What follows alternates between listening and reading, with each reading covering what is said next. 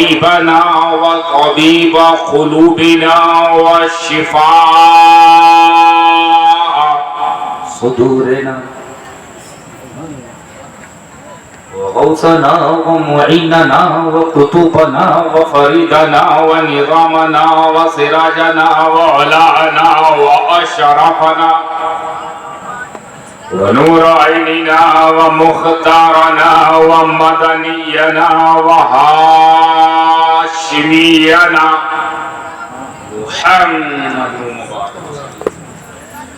सलातो व सलामन अलैका या रसूल अल्लाह सल्लल्लाहु तआला अलैहि व आलिहि व अस्हाबिहि व अज़वाजिहि व ज़ुर्रिय्यतिहि व अहली बैतिहि व उलमाए मिल्लतिहि व औलियाए उम्मतिहि व शुहदा महब्बतिहि अजमईन अम्मा बाद अऊज़ु बिल्लाहि मिनश शैतानिर रजीम बिस्मिल्लाहिर रहमानिर रहीम व अम्मा बिनिअमति रब्बिका फहद्दिस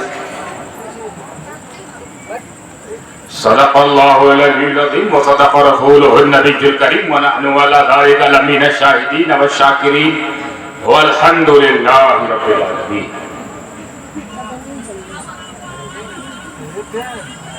मुअज़्ज़ज़ मोहतरम उलमाए किराम, मशाइख़ ज़वील एहतिशाम, शुराए इस्लाम,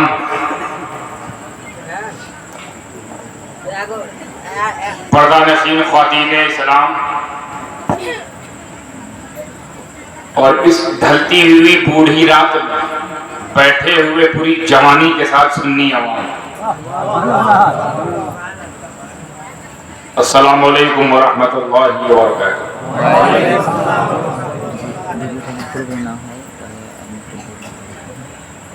अल्लाह तबारक व तआला का ये बेपनाह बेपाया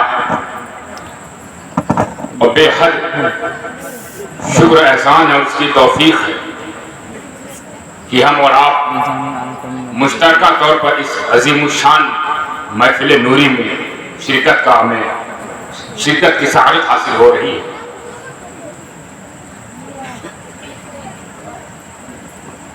इससे पहले कि मैं अपने गुफ्तगू को शुरू करूं, प्रारंभ करूं,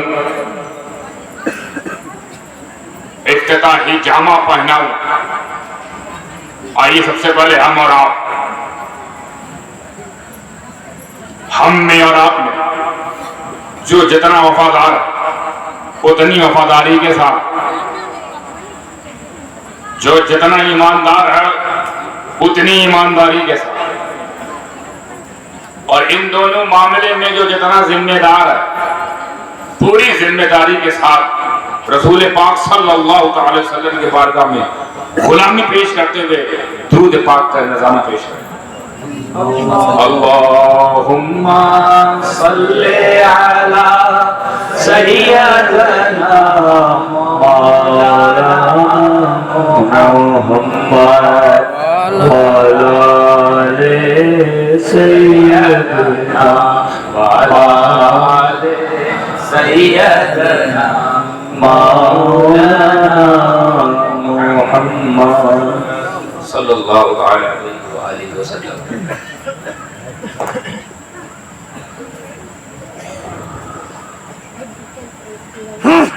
हम लोग मुश्तरका तौर पर, यानी आप भी और हम भी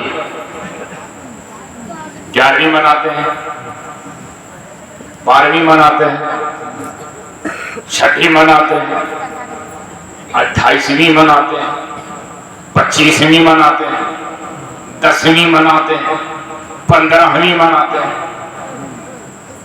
अल्लाह का शुक्र करो हम लोगों ने इतने ही पे इक्तिफा कर लिया, वरना लिस्ट बहुत है।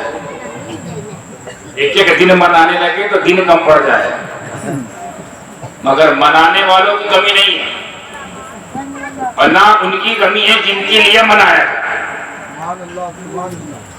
तो हम ये करते हैं, सुन लीजिए, कुछ और भी सुन लीजिए, पता नहीं सुनना चाहिए कि नहीं सुनना चाहिए, या सुनाना चाहिए कि नहीं सुनाना चाहिए। बात आई है तो कह के बात भी पेश करूंगा और जिसने कहा वो जात भी पेश करूंगा। 11वीं मनाना शिर्क है, 12वीं मनाना शिर्क है, ये आशूरिया का 10वीं मनाना ये भी शिर्क है, मुहर्रम मनाना, मिलाद मनाना, उर्स मनाना ये सब शिर्क है। 40वां फातिहा स्वयं 10वां 20वां मनाना शिर्क है। शब बारात में खास तौर पर मखसूस हलवा बना बना कर खाना खिलाना ये भी शिर्क है। लंगर लगाना, लंगर लुटाना ये भी शिर्क है। सिर्फ ईद मनाओ, बकरा ईद मनाओ, बस ईद मना सकते हो, बकरा ईद मना सकते हो, बाकी सब मनाना शिर्क है। ये जो बकवास मैं कर रहा था ये मैं नहीं कहता, वो लोग कहते। मैंने कहा था बात बताऊंगा और जात बताऊंगा। उनको ये खुमार है, ये बुखार है कि हर चीज को बंद कर दो। और उनका दावा क्या है? दावा ये है कि सिर्फ ईद मनाओ, बकरा ईद मनाओ। दो ईद है, तुम लोग इतनी सारी ईद और कहां से ले आए? ईद मिलाद, ईद गौसिया, ईद चिश्तिया, ईद अशरफिया, ईद रजविया, मुहर्रम, शबे बारात, हलवा पूरी, ये कहां से ले आए? शिर्क, हराम, बिदअत, यही 3 चीज सीखे बचपन से। हो शिर्क, अगर शिर्क नहीं हो रहा तो हराम, और हराम भी नहीं हो पा रहा बिदअत, कोई तरीके से बंद करवाओ। हर चीज बंद करवाने में लगे हैं। हजरत कभी गौर किया इसके पीछे राज क्या? हर चीज बंद क्यों करवाते हैं? हमें जो प्रोडक्ट ही देवबंद से आए, जिसके नाम में ही बंद हो, जिसका दारुल उलूम बंद हो, मैं सोचता हूं ऐसा दारुल उलूम खोला ही क्यों जो बंद है? दारुल उलूम देवबंद। अच्छा, बंद किन लोगों के साथ है? हम लोग के साथ नहीं बंद है। हमारी बिरादरी से हमको कोई लेना ही नहीं, दूसरी बिरादरी में बंद है। देवबंद। हमें बंद होना तो इंसानों में बंद होता तो कम से कम इंसान बना दिए जाते। देवों में कहां बंद हो गए? और जिन देवों पर तुम इतराते हो वो देव का हमसे कोई लेना देना नहीं। पूछो काहे? हमें जो देव तुम्हारे वहां बंद हैं वो किचौचा में जलाए जाते हैं। तो हमको ना तुम्हारे देव से डर है ना तुम्हारे खुले और बंद से। तो कम से कम अपने नाम का ही हक अदा कर लो यार। बंद हो तो बंद रहो, कि खुले में क्यों आ गए? खुले में तो एक से एक शेर टहल रहे हैं, शिकार हो जाओगे। कोई अली का शेर है, कोई गौस का शेर है, कोई गरीब नवाज का शेर है, कोई आला हजरत का शेर है। यहाँ तो शेरों की मंडी। भलाई किसमें? बंद रहो। बंद रहोगे बच जाओगे, खुले रहोगे तो नप जाओगे। उनका दावा है। आज इसी दावे पे पूरी तकरीर, इसी दावे के जवाब में सारी दलील पेश करके एक दावा ऊपर ठोक के बंद हो जाओ। बंद इसलिए करता कि ये लफ्ज उनको समझ में आता है। बहुत पुराना रिश्ता है बंद से इनका। जो खुद बंद है तो चाहते हैं सब बंद हो जाए। 11वीं बंद हो जाए, 12वीं बंद हो जाए, मिलाद बंद हो जाए, स्वयं बंद हो जाए, 10वां बंद हो जाए। क्यों? क्योंकि हम पैदाइशी बंद है। और हजरत एक चीज और किया तब आप लोग, जितनी बंदी है सिवाय नुकसान के कोई नहीं पहुंचा पाई। हर बंदी से नुकसान हुआ है। ये बंदियों से मुराद नहीं ले रहा हूं। जैसे एक जमाने में आई थी नसबंदी, इसमें बंदी लगा हुआ है, नसबंदी। नसबंदी से इंसान परेशान। हमें भैया जो लोग थे उनसे पूछो, भागते थे मोहल्ला छोड़ छोड़ के। जब ऑफिसर आता नसबंदी करने, पूरा पूरा गांव खाली, तो कौन नसबंदी करा है अपनी? इंदिरा गांधी जी लाई थी मोहतरमा, फासिले जहन्नम हो गई। नसबंदी नसबंदी नसबंदी, एक अजीब सा तूफान, अजीब सा माहौल। नसबंदी नसबंदी, पूरा इंसान परेशान। उससे पहले आई थी चकबंदी, किसान परेशान। अब देख रहे हैं बंदी के कितना नुकसान था। नसबंदी आई, इंसान परेशान। चकबंदी आई, किसान परेशान। जमीन चली इधर से उधर, उसकी पता नहीं कौन से कौन साहब आए, कौन ऑफिसर आया, क्या नापा, क्या लेके चला गया। हम देखते रह गए, हमारी जमीन हमारी ना रही, चकबंदी हो गई। चकबंदी से किसान हैरान। फिर आए देवबंदी, इनसे मुसलमान परेशान। और आखिरी में आई नोटबंदी, सारा हिंदुस्तान परेशान। तो बंदी जहां होना निकल लो, अल्लाह की बंदी नहीं, ये वाली नोटबंदी, नसबंदी, चकबंदी, ये नुकसान। और इनके मुकद्दर में ऐसे ही नाम आया है, बंदी वाला, नुकसान दे वाला, देवबंदी। हालांकि उनका नाम यहाँ बार बार ले रहा हूँ बिला वजह, उनको ऐसा लग रहा है कि मैं इज्जत दे रहा हूँ, इस टाइम की नहीं है कि मेंबर रसूल से उनका नाम लिया गया। ये तौहीन है मेंबर रसूल सल्लल्लाहु अलैहि वसल्लम। तो उनका, उनकी पूरी टीम का, जो भी टीम है इनकी गोल मोल, चाहे वो अहले हदीस की शक्ल में हो, देवबंदी शक्ल में हो, तबलीगी जमात हो, जमीयत इस्लामी हो, सब एक ही है, चट्टे बट्टे के सारे हैं। इस मामले में सब एक है। किस मामले में? कि हर चीज बिदअत, हराम, शिर्क। अल्लाह के रसूल ने सिर्फ ईद मनाया, तुम भी ईद मनाओ। अल्लाह के रसूल ने बकरा ईद मनाया, तुम भी बकरा ईद मनाओ। ये कहां से आ गया? ये मनाना मनाना मनाना, तुम लोग इतना मनाते क्यों हो? इस्लाम में मनाने की इजाजत नहीं है, सिर्फ दो चीज मना सकते हो बस, ये उनका दावा है। साहबा ने भी दो ही मनाई, तुम 20 क्यों ले आए? मैं बोला भाई साहब 20 लाया हूं, शुक्र अदा करो। पहले बोला भी मैंने कि 20 पे हम लोग ने, समझ जाइए, एग्रीमेंट कर लिया, वरना जाते बहुत ज्यादा है, उर्स बहुत ज्यादा है, बुजुर्ग बहुत है, करोड़ों में तो औलिया अल्लाह, लाखों में सहाबा है, और अभी भी सिलसिला औलिया अल्लाह का चालू है। असातिज़ा किराम है, सादाते किराम है, एक एक का दिन मनाए। हमें कयामत पहले आ जाए कि दिन नहीं खत्म होंगे। इतने तो दिन है, तो उसमें से हम लोगों ने अगर 15-20 निकाल लिया तो गनीमत समझो, वरना अपने पे आ जाएंगे तो मदरसे नहीं खुलने देंगे, छुट्टी छुट्टी। इतनी छुट्टी होगी, रोज उर्स, रोज लंगर, रोज सिरनी, रोज नियाज। तो हम लोगों ने 15-20 पे अगर मान लीजिए अपनी सहमति जता ली है, गौस पाक का दिन, नबी नवाज का दिन, ये 10-15 ले लिया है, तो इसको गनीमत समझो, छेड़ो मत, यकड़े पे आ जाएंगे, एक को और बड़ी नहीं छोड़ेंगे, कहां जाओगे? और तुमको मदरसा खुलने बंद करने से कौन टेंशन, तुम तो पहले ही से बंद हो। दावा रहना चाहिए उनका, और इसी से भ्रमित करते हैं हमारे नौजवानों को, इसी से कंफ्यूज करते हैं नौजवानों को। ईद थी, बकरीद थी, ईद थी, बकरीद थी, ईद थी, बकरीद थी, ये सब कहां से आ गया?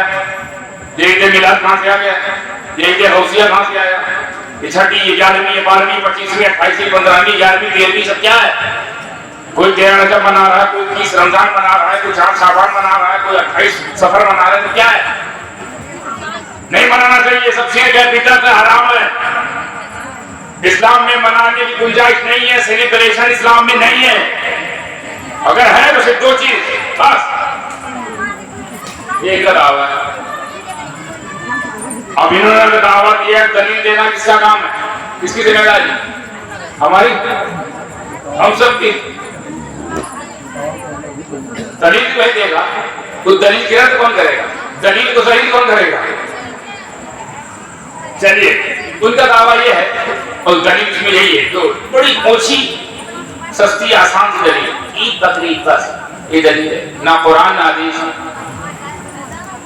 बहुत ज्यादा हदीस का कितना बोलते हैं कि हदीस में कहीं लिखा नहीं है कि 11वीं मनाओ 12वीं मनाओ, बस ये कह पाते हैं, मना नहीं करा पाते कि मना है कि ना मनाओ, ये कहीं नहीं मिलता कुतुब हदीस में, बस इतना ही कह पाते हैं वो अपनी दलील में, अपनी दलील में इतना ही कह पाते हैं कि कहीं नहीं लिखा है कि उर्स मनाओ 11वीं मनाओ 12वीं मनाओ, उनकी दलील।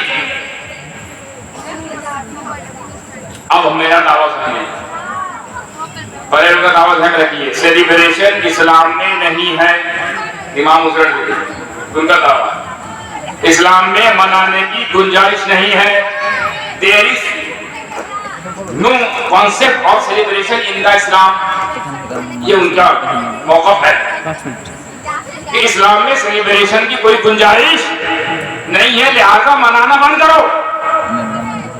और मेरा दावा सुन लीजिए, बड़ी ईमानदारी जिम्मेदारी और निहायत ईमानदारी के साथ ये बात कह रहा हूँ, अपने ऊपर जिम्मा लेते हुए, वो कहते हैं इस्लाम में सेलिब्रेशन नहीं है। यस, फकीर कादरी, गदाए जिलानी, सैयद आले और समदानी पूरी जिम्मेदारी से कहता है कि सेलिब्रेशन ही इस्लाम है। यानी इस्लाम की जो बुनियाद है, बुनियाद, उन बुनियादों में सेलिब्रेशन एक बेहतरीन नुमाया जगह लगता है। सेलिब्रेशन ही इस्लाम है, आपकी आसानी से समझा, यानी इस्लाम से सेलिब्रेशन निकाल दो, बचेगा ही कुछ जो है ना, बहुत भारी बात कह गया। इस्लाम से सेलिब्रेशन यानी मनाना निकाल दो, इस्लाम में कुछ बचेगा ही। अब मेरा दावा बड़ा गहरा दावा, दलील भी देना पड़ेगा, तो दलील ऐसी दूंगा इंशाअल्लाह अल्लाह के करम से, रसूल पाक सल्लल्लाहु अलैहि वसल्लम तो खैर, दलील ऐसी दूंगा इंशाअल्लाह आप लोग की दुआ को सहारा बनाते हो। इस दलील का इनकार करने वाला, इस दलील को काटने वाला कम से कम काफिर हो जाए, कम से कम का याद है, ज्यादा ज्यादा अल्लाह जाने, और इससे नीचे झुकाना नहीं है। बदमज़हबी और कुफरियत में कोई शक नहीं होगी, दलील तो ऐसी होगी ना, तो दलील कितनी भारी होगी। ये क्या बोलते हैं, सेलिब्रेशन आराम है, शिर्क है, बिदअत है। मैं क्या बोला, सेलिब्रेशन ही इस्लाम है। अब साबित कैसे करें, तो इसको साबित करने के लिए मुझे शुरू से शुरू करना पड़ेगा। शुरू से शुरू करूं, हज़रत आदम अलैहिस्सलाम ये दुनिया में आने से पहले कहां थे? बोलो, कुछ आप लोग तकरीर करो, लगे कि आप लोग भी जिंदा हो। जिंदाओं के बीच में तकरीर होती है, मुर्दा वाला मोहल्ला बनाना वाला, फातिहा पढ़ के निकल जाऊंगा। जिंदा हो? अरे माशाअल्लाह, कहां थे रसूल आदम अलैहिस्सलाम? जन्नत में। और उनके साथ कौन थी? हज़रत हव्वा। इन दोनों को अल्लाह तबारक व तआला ने जन्नत में रहने की इजाजत दी, और सिर्फ जन्नत के थोड़े से हिस्से में नहीं, कहा पूरी जन्नत तेरी, जहां चाहे जाओ, जहां चाहे रहो, जो चाहे खाओ, जो चाहे पियो, एक हम तुम है। इंशाअल्लाह जन्नती जब बनेंगे तो अपना अपना खित्ता मिलेगा, इतने में तुम्हारी जन्नत, इतने में तुम्हारी जन्नत, तुम्हारा घर इतना बड़ा, तुम्हारा घर उतना बड़ा, जिसका जैसा अमल वैसा घर, और एक आदम पूरी जन्नत तेरी। अभी हम जब आदम बराबर नहीं हो पा रहे, हम जब आदम के बराबर नहीं हो सकते, इनकी हिम्मत देखो, नबी के बराबर होने जा रहे हैं। आदम को हिबा हुई पूरी जन्नत, जन्नत में रहते रहे, कितने साल रहे हमें नहीं पता, हम तो जाने कितने साल रहे, अब हजारों साल भी हो सकता है, वो सैकड़ों साल भी हो सकता है, लाखों हो सकता है, मुझे नहीं पता, मगर रहे जन्नत में पूरी जन्नत है आदम तेरी। सारे जन्नत जितने फूल, जितने फल, सब तुमको हिबा किया, जो चाहे खाओ, जैसे चाहे रहो, जैसे चाहे जियो, जैसे चाहे रहो, जहां चाहे जाओ पूरी जन्नत तुम्हारी, मगर याद रखना भला तक़रबा हाज़िही शजरता फतकूना मिनज़ ज़ालिमीन, ये जो पेड़ है ना, पेड़, इस पेड़ के करीब न जाना। ये हुक्म आ गया अल्लाह की तरफ से। ये वो भी जन्नती पेड़ था, जन्नत में जन्नती पेड़ होगा ना, वहां कौन जन्नती पेड़ आ जाएगा? वहां कौन सा ऐसा पेड़ आ जाएगा जो हुर्मत वाला होगा? सारी चीजें पाक हैं, मगर हुक्म था इस पेड़ के पास मत जाना, वरना जालिमों में से हो जाओगे, खुद पर जुल्म करने वाला, खताकारों में हो जाओगे। यहाँ खता से मुराद गुनाह नहीं है, उलमा जानते हैं खता इज्तिहादी है, वहां मत जाना, बाकी जैसे जा वैसे रहो। अब मैं बताना चाहता हूं राज, मसलहत, तवज्जो है ना। हुक्म था आदम इस पेड़ के करीब न जाना, ये हुक्म था, और हिकमत ये थी कि जाओगे। हुक्म था जाना नहीं, हिकमत थी जाओ। हुक्म था खाना नहीं, हिकमत थी खाओ। अब ये भी समझाऊंगा हिकमत क्यों थी, आगे समझाऊंगा ताकि कड़ी से कड़ी दिखती रहे। आदम अलैहिस्सलाम तभी लहजे तक जन्नत में रहे, वो पेड़ के करीब नहीं गए तो कहां रह रहे थे? जन्नत में। उसका फल नहीं खाया, कहां रह रहे थे? जन्नत में। अब मान लीजिए हजरत आदम अलैहिस्सलाम अगर उस फल को ना खाते, उस पेड़ करीब ना जाते, तो अभी कहां होते? जन्नत में होते। तो इतनी बड़ी जन्नत, अल्लाह ने इतनी बड़ी जन्नत खाली दो लोग के लिए बनाई थी क्या? हिकमतें समझते चलिए, हिकमतें कड़ी से कड़ी जोड़ी है।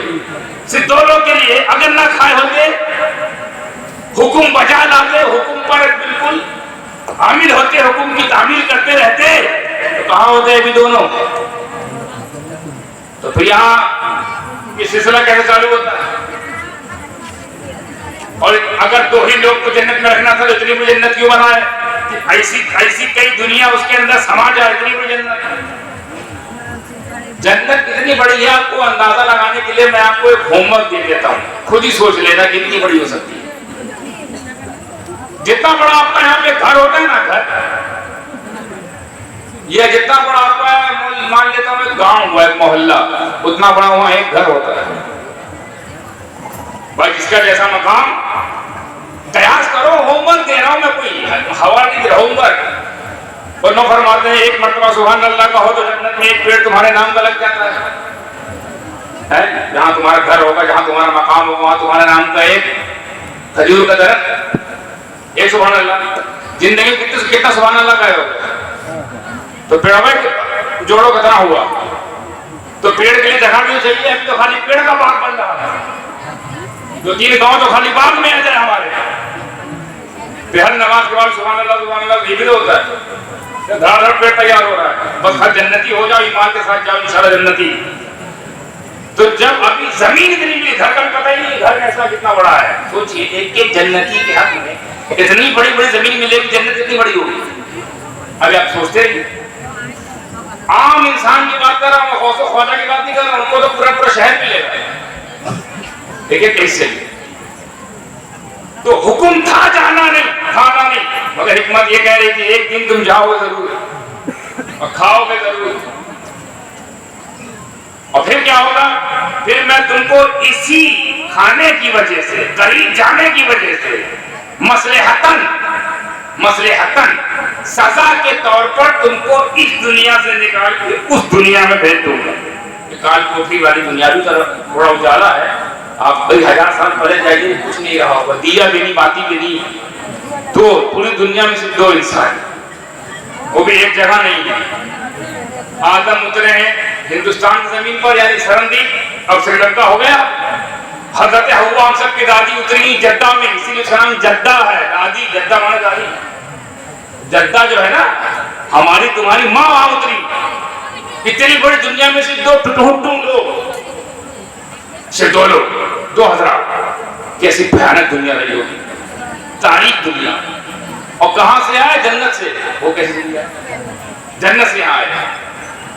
आदम को इस बात का एहसास रहा कि अगर मैंने वो पेड़ ना खाया होता, उसका गंदुम, उसका फल ना खाया होता तो मैं यहाँ ना आया होता। ये जो गलती हो गई हमसे, आदम अलैहिस्सलाम जिसको खता फरमा रहे हैं, ये जो खता इज्तिहादी हो गई हमसे, अगर ना हुई होती तो अभी मुझे आराम से रह रहे होते। यह एहसास जब हुआ तो तौबा करना शुरू किया। तौबा पे तौबा, तौबा पे तौबा, तौबा पे तौबा, इस्तिग़फ़ार पे इस्तिग़फ़ार, सजदे पे सजदा, जिक्र पे जिक्र। कितने साल तक? मैं हिकमत समझा, हिकमत कितने साल तक? अल-मुख्तसर 300 साल तक। 300 साल तक हजरत आदम अलैहिस्सलाम क्या करते रहे? तौबा। 300 साल तक कबूल नहीं हो रही है। हिकमत समझाना चाहता हूँ, अब फिर से शुरू करता हूँ। हिकमत क्या है? पहली हिकमत ये कि जन्नत इतने लोग से 2 लोग के लिए नहीं बनी है, भेजना है। तो जब अल्लाह भेजना ही था तो ऐसे ही भेज देते। तू कादिर मुतलक है, मुख्तार है, बेनियाज है, तू समद है, अल्लाहु समद, तू बेनियाज है, तुझे किसी को क्या जवाब देना है?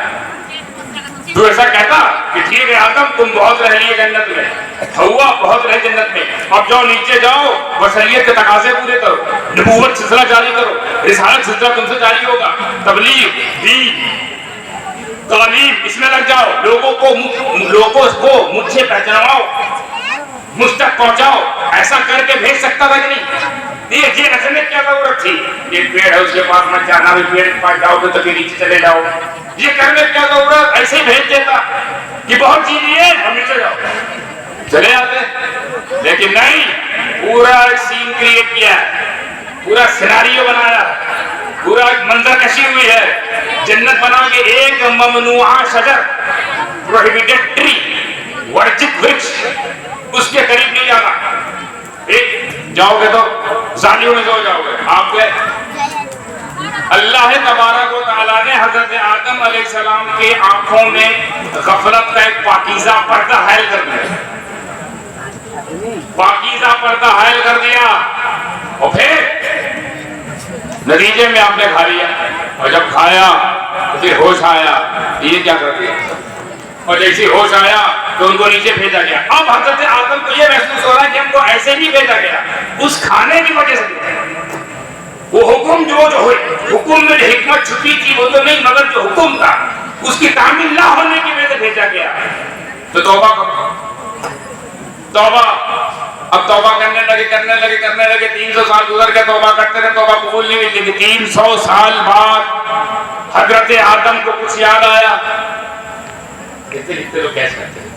300 बरस बाद हजरत आदम को कुछ याद आया। क्या?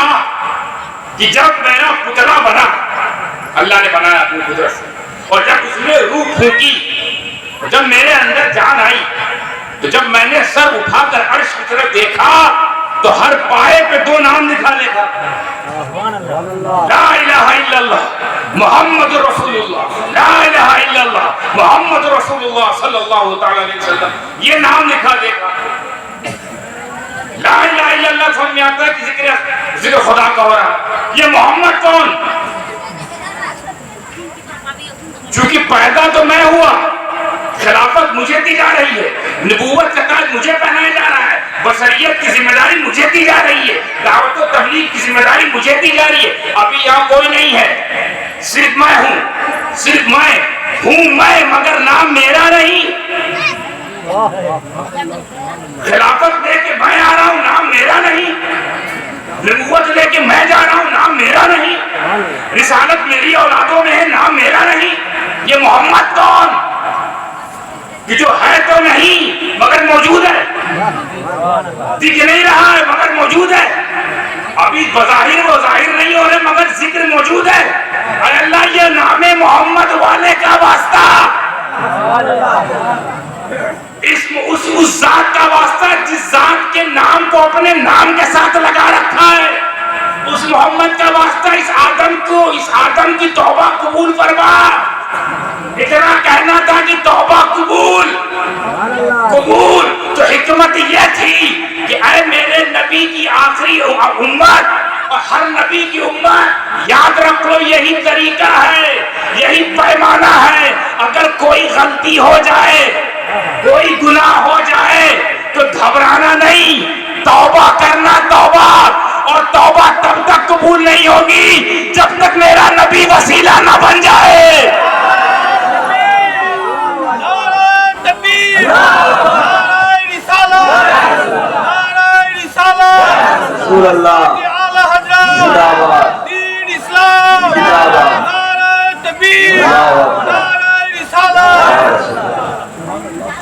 क्योंकि नबियों से तो गुनाह होगा ही नहीं।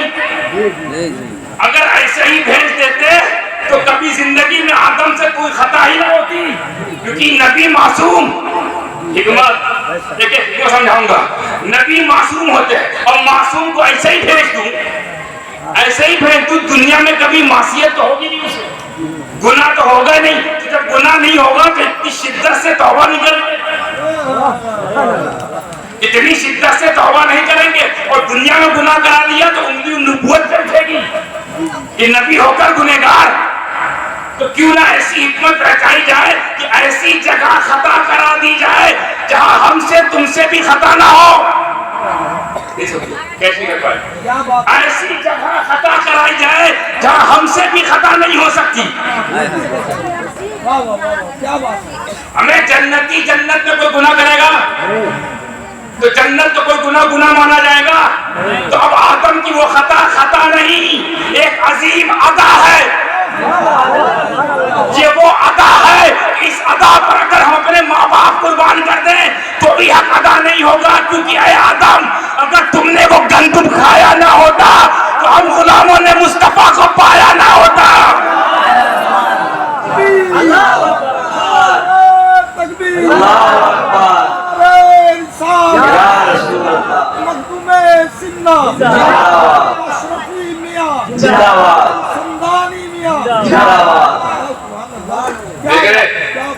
हिकमत देख रहे हैं।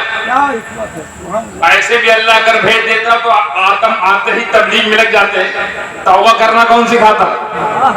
उम्मत को तौबा करना कौन सिखाता? और तौबा करना सबको आता है, कबूल करवाना कौन सिखाता? अब पता चला वसीला कितना जरूरी। हमें नबी होकर भी नबी का वसीला लेना पड़े। हम तो उम्मती हैं, हमें नबी का वसीला ले तो अल्लाह राजी हो। हमने हम तो डबल फर्ज है। अच्छा, यहाँ पे आके वो लोग फंस जाते हैं। ऊंचा पैजामा, बुलंद पैजामा। अच्छा, पैजामा उन्होंने इसलिए बदल दिया, कुछ बुलंद ही नहीं हो रहा। न मकाम बुलंद हो रहा है, न दर्जात बुलंद हो रही, न उनकी जमात की विलायत है, न गौसियत है, न कुतुबियत है, न मजूबियत है, न महबूबियत है, न उर्स है, न लंगर है, न चादर। तो कुछ बुलंद हो ही नहीं रहा है, कुछ पैजामा ही बुलंद कर दिया कि भाई कुछ नहीं, हमारा लोग बुलंद नहीं कर पा रहे तो हम ही अपना बुलंद कर ले। अभी तो माए बहने बैठी हैं, वरना मैं अपनी आंखों से देखा हूँ कि पैजामा लगातार बुलंद होता जा रहा है। हजरत तो यहाँ तक आ गए लोग। देखा, एक चीज आती है मार्केट में मिलती, इसको बोलते हैं केपरी। क्या बोलते हैं? यही पैजामा कम चड्ढा है, कितना होता है, यहाँ तक आ गया माशाअल्लाह। तो जिस तरह से बुलंद हो रहे हैं मैं डरता जा रहा हूँ। मैं सोच रहा हूँ वो दिन ना आ जाए कि हम लोग को अपने मोहल्ले में पोस्टर लगाना पड़े कि आजकल जमातियों को देखना मना है, के ऊपर आ रहे हैं। तो कुछ बुलंद नहीं होना, तो पैजामा बुलंद। उनका कहना ये है कि ठीक है, वसीला तो यार साबित हो रहा है। आदम ने वसीला फंस गया ना, फंस गए। आदम ने वसीला तो लिया, वसीला तो लिया, तो क्या किया जाए? कहाँ से डंडी मारे, वो कौन सा पिन करे, कितनी बात सही हो जाए। हाँ, याद आया। ऐसा है कि आदम ने किसका वसीला लगाया? रसूल अकरम सल्लल्लाहु अलैहि वसल्लम का। जी, बस उन्हीं का लगा सकते, बाकी तुम लोग जो वसीले लगाते हो वो कहां से साबित? अभी को डंडी मारी कि आदम ने जिसका वसीला पर्टिकुलर जिसका लगाया उसी का लगाओ ना। कि बाकी क्यों? अली का वास्ता, वली का वास्ता, इमाम का वास्ता, हुसैन का वास्ता, गौस का वास्ता, ये सब क्या? सिद्दीक का वास्ता, फारूक का वास्ता, ये सब कहां से ले आए? आदम ने किसका माना, किसका मांगा वसीला, किसका वसीला पकड़ा? रसूल पाक का। हाँ, तो बस वही पकड़ो। बाकी क्यों पकड़े, बाकी हराम, सिर्फ इधर 2-3 आइटम है। इसी 3 पूरी जमात घूम रही, चक्कर खा रही है। इसके आगे ना कुछ समझ में आता ना कुछ समझते। समझाने वाला बेचारा, कितने समझाने वाले बेचारे मरहूम हो गए, पूरी समझ। 3 सिर्फ इधर खराब, ये भी आ गया वसीले पे। उन बेवकूफों को, कम अकलों को मैं क्या कहूँ, कभी कभी तरह से आती उनकी अकल पत्थर पड़े। ये बताओ आदम से अब बड़ा उस वक्त कौन था? वसीले का कानून ये है कि वसीला उसका लगाया जाता है जिसको अपने से बड़ा माना जाए। जिसको अपने से बड़ा समझोगे उसी को वसीला बनाओगे, छोटा वसीला बनाओगे। बड़े को, जैसे वालिदैन बड़े हैं, अल्लाह दुआ करो, अल्लाह मेरे वालिदैन का वास्ता। उस्ताद बड़े होते हैं, उस्ताद का वास्ता। बड़ों का यानी कानून ये है ना, उसूल। तो आदम से बड़ा कौन था? तो आदम ने अपने से बड़ा किसको पाया? अपने से बड़ा किसको पाया? रसूल आज़म को। तो उन्होंने यहीं से आदम ने ज़हन दे दिया, जिस चीज को अपने से बड़ा समझना, जिस चीज को अपने से बड़ा, मैंने अपने से बड़ा मोहम्मद बिन अब्दुल्ला को समझा तो वे वसीला बन गए। तुम अपने से जिसको भी बड़ा समझो, हम समझ गए। यही वजह है कि हमने सिर्फ रसूल को ही नहीं, 4 यार को भी अपने से बड़ा समझा। हमारा वसीला बन गए हैं इमाम हसन बड़े हैं, हमारा वसीला है। इमाम हुसैन बड़े हैं, हमारा वसीला है। गौसे आजम बड़े हैं, हमारा वसीला है। गरीब नवाज बड़े हैं, हमारा वसीला है। मखदूम अशरफ बड़े हैं, हमारा वसीला है। हमारे अमाल, नेक अमाल हमसे बड़े हैं, वो हमारा वसीला है। हमारे वालिदैन हमसे बड़े हैं, वो हमारा वसीला है। जो बड़ा, अब ये तो मुकद्दर की बात है ना। हमारी जमात में बड़े बड़े ज्यादा है तो हमारे वसीले ज्यादा है, उनकी जमात में सन्नाटा है। वो लगाए वसीला तो लगाए किसका? ना कोई अब्दुल कादिर उनके पास, ना कोई मोइनुद्दीन उनके पास, ना कोई निजामुद्दीन उनके पास, ना कोई कुतुबुद्दीन उनके पास, ना कोई फरीदुद्दीन उनके पास, ना कोई अशरफ, ना कोई हमारे तुम्हारे इमाम जैसा अहमद रजा। ये लगा किसको वसीला? उन्होंने सोचा हमारा कोई बड़ा है नहीं, वसीला लगा किसका ढूंढ नहीं पा रहे। काम करो, वसीले फतवा लगा दो, वसीला हराम। अरे भैया तुम्हारे पास बड़े नहीं है, मत लगाओ, हमको तो लगाने दो। हमारे पास पूरी फहरिस्त है, तो कम गिनाया हूं। वक्त को ध्यान में रखते हुए गिनाने बैठ जाओ तो ऐसे कई जलसे करने पड़ेंगे। कौन कौन हमारा वसीला है? जहन दिया आदम ने, कबूल किया आदम के अल्लाह ने, इनको तकलीफ क्यों? रद्द करे कबूल करे, अल्लाह ने, उसकी शान है, वो कबूल कर रहा है, वो रद्द नहीं कर रहा है। तुम होते को रद्द करने वाले। तुमको किसने अथॉरिटी दे दी वसीले के खिलाफ? कुरान में वसीले के लिए आई बात, हदीस में वसीले के लिए आई ये बात। तुम्हें क्यों प्रॉब्लम? बस वही प्रॉब्लम, नसीहत की बात है। उधर कोई अब्दुल कादिर नहीं है, उधर इमाम हसन इमाम हुसैन जैसा इनका कोई इमाम नहीं है, उधर मौलाए कायनात वाला फैजान नहीं, सिद्दीक़ अकबर सदाकत का इरफान नहीं है। सन्नाटा है, इसे ना कुछ आता है ना कुछ जाता है, सन्नाटा है। तो अब जब ये मरहला हुआ, अब हुक्म समझ गए, हिकमत समझ गए। अब बताना चाहता हूँ दलील पे, जो मैं दलील देना चाहता हूँ। ये सारी बात इसलिए बताई ताकि ज़हन नशीन हो जाए और अपने नबी की शान देखो ना। मेरा नबी इतना बड़ा नबी है कि नबियों के भी काम आता है। हमें नबियों की मदद करने वाला हमारा नबी है, तो अगर हम बुलाएंगे तो हमारी मदद क्यों नहीं करेगा? इसीलिए हम पुकारते खड़े होकर बंगाल बिहार यूपी की सरजमीन से, या नबी सलाम अलैका, या रसूल सलाम अलैका। क्यों? हमें जब वो जाहिर नहीं हुए थे तब तो मदद कर दिए, अब तो जाहिर हो गए, अब तो मौजूद है, गुंबद खतरा में लेटे हैं। और क्या भरोसा है आगे आए हो? हमारे आका हमारे मालिक सरकार आ सकते हैं, मर्जी उनकी आए चाहना है पर आ सकते हैं। बाकी आका सोने की मर्जी आए ना आए, बड़े हैं, आ भी सकते हैं, ये हमारा अकीदा है। अब जब ये मामला हो गया, हजरत आदम 300 साल तक तौबा कर लिए, करने के बाद वसीला लगाया, वसीला लगाते ही तौबा क्लियर, फतलक्का आदम मिन रब्बिही कलिमातिन फताबा अलैहि, तौबा हो गई। इन्नहु तव्वाबुर रहीम, अल्लाह बहुत तव्वाब है, रहीम है, अल्लाह ने माफ कर दिया। फिर क्या किया? अब यहाँ से दलील हजरत आदम पूरे होशावर रसूली बहुत काम आएगी, आपके नस्लों तक काम आएगी। दलील ऐसी ना कि इनकार करने वाला कम से कम, और बहुत बड़े दावत बहुत करना ना, मैं दलील ढांक नहीं पड़ेगी। तो जब हजरत आदम को तौबा कबूल होने का मुद्दा मिला, बशारत मिली, वो वक्त सुबह सादिक का था। तो जो है सुबह सादिक यानी फजर वाला वक्त, जिसको हम फजर का वक्त कहते हैं, वक्त वही था। पूरी रात दिया उजारी करते रहे। फजर के वक्त याद आया वो मंजर, वो नामे मोहम्मद, किसकी काम आता है, वो नामे मोहम्मद जब याद आया, नतीजा मामला क्लियर हो गया। क्लीन चिट, तौबा कबूल, बशारत मिल गई।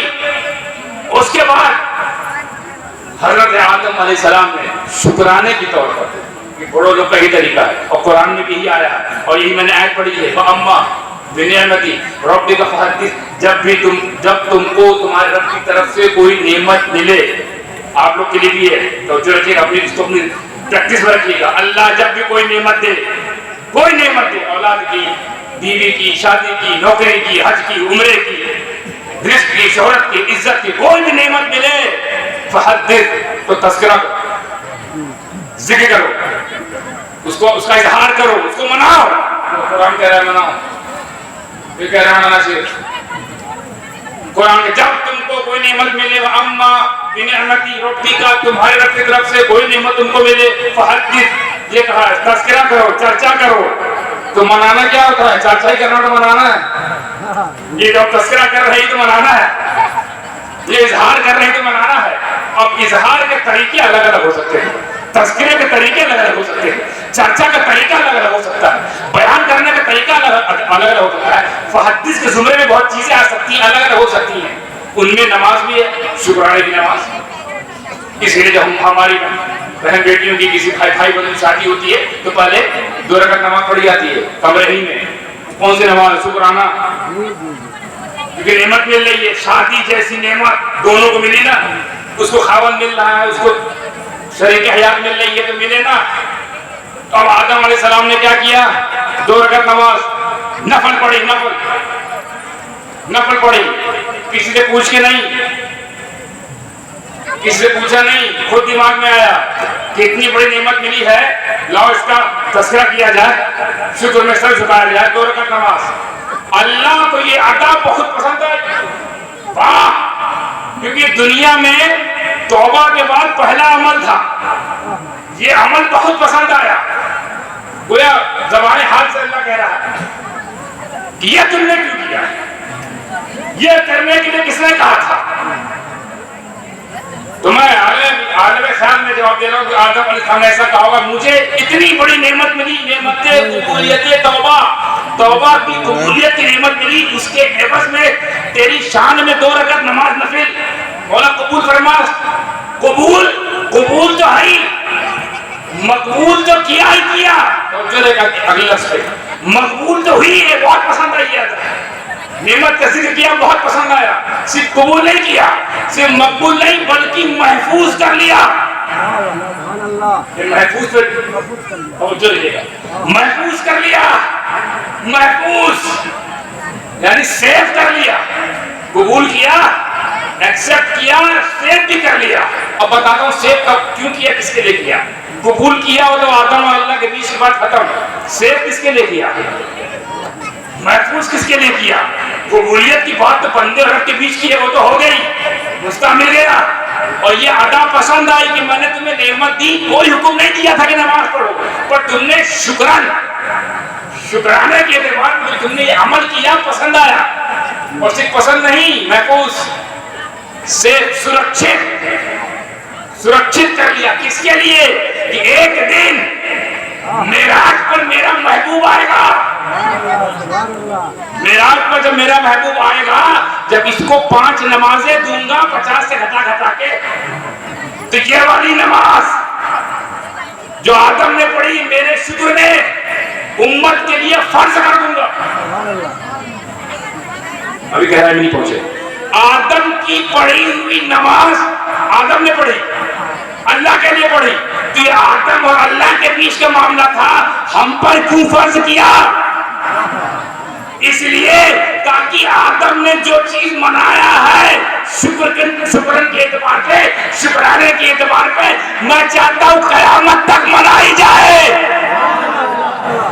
और कयामत तक के लिए फर्ज हो गई। अब पता चला 2 रकात नमाज तुम फजर में पढ़ते हो, फर्ज 2 ही क्यों पढ़ते हो, 4 पढ़ सकते थे ना, लेकिन आदम ने 2 पढ़ा। आदम ने 2 पढ़ा है। अब आगे बढ़ने की कोशिश मत करना, 2 ही पढ़ो। हो सकता कोई ये ख्याल कर सर फेरा यार फजर में 8-12 पढ़ने जा 100 मिलेगा, नहीं 2 ही, क्योंकि हमारे बाप ने 2 पढ़ा है। हाँ, बाप के 2 तरह के बेटे होते हैं, लायक एक नालायक। लायक बेटे वो है जो वसीले वाले, नालायक वो जो वसीले वाले नहीं है। इसीलिए मैं इस मौके में कभी कभी कहा करता हूँ हजरत कि वसीला लगाना लुत्फ वाली बात, वसीला जो हम लगाते हैं हर जगह, वसीला लगाना ये हमने अपने आप से नहीं अपने बाप से सीखा है। हाँ, 2 तरह के बेटे होते हैं दुनिया में आज भी, अच्छे और बुरे। अच्छों को जायदाद मिलती है, बुरे को लात मिलती है।